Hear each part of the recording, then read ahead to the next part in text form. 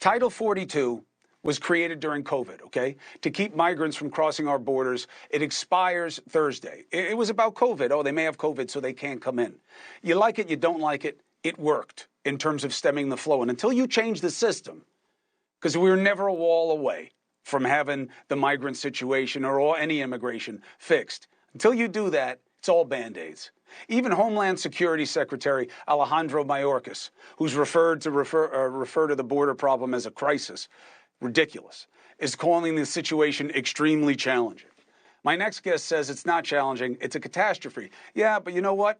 Florida Republican Congressman Mario Diaz-Balart is here right now, and the question is, it's always good to talk to you, Congressman, and I know you care about this issue, but doesn't the problem work better than you cooperating on any solution? It allows you to point at the Democrats and say, can you believe they say this isn't a crisis? That's all you got to do to get reelected. You don't have to fix it. You're right, Chris, but the reality is that we have to fix it. And look, you've talked about this at length. We all know that right now who controls the southern border are the narco-terrorist cartels. We could speak for hours about the problem at the southern border. You know, the 5 million crossings.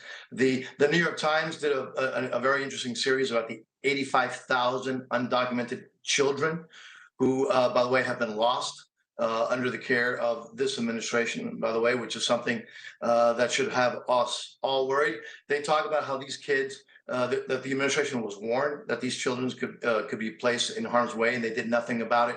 So here's the question, and I was listening to you speaking before. I'm not willing, and a lot of us are not willing to just wait. We need to do something about it, and we have a plan to do something about it. One of the things, Chris, that I have to give you a lot of credit for, and you and I disagree on a lot of things, but you constantly talk about migrants. Nearly 900 migrants died last year. 900, Chris. 300 Americans die every single day because of the fentanyl coming across the southern border. Women and children, and as you mentioned, brown ones, are abused, raped, sexually exploited by these cartels. And the administration says that there's not a problem. They're sending 1,500 troops.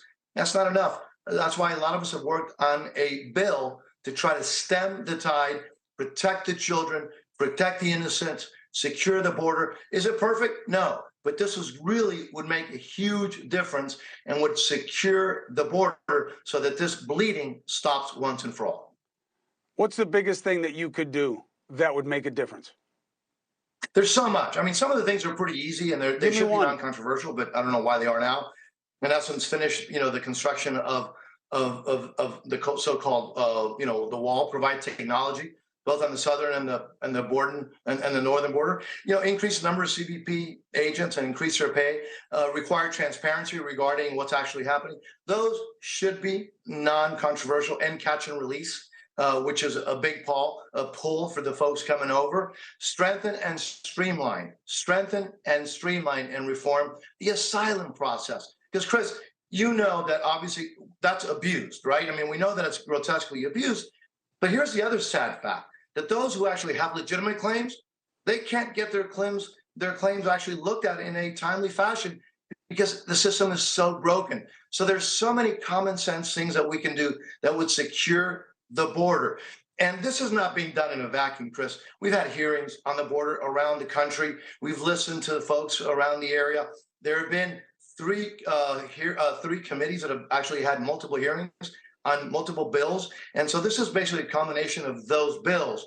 I don't claim that this is a do-all, stop-all, save-all, but I will tell you, it will protect the children, it'll stop the bleeding, it'll stop the trafficking, it will stop handing over who comes over the southern border to the narco cartels that are now the only ones who are making that decision. And this has to stop. This bill would go a long way. And I'm actually a little shocked that the administration, that by the way, as of now, has been saying that there's no problem in the border, but now sends 1,500 troops, is so easily to dismiss a serious piece of legislation without even talking to anybody who's involved in it. Why does the White House say that you haven't made a real offer? I've given up kind of understanding what the White House says or believes.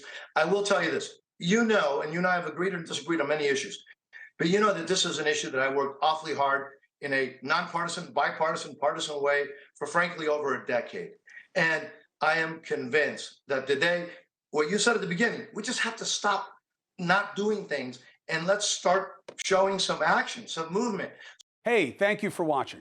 Please go to newsnationnow.com, newsnationnow.com, and you can find NewsNation on your television provider. And don't forget to click the red subscribe button down below. Then you will get more of NewsNation's fact-driven coverage.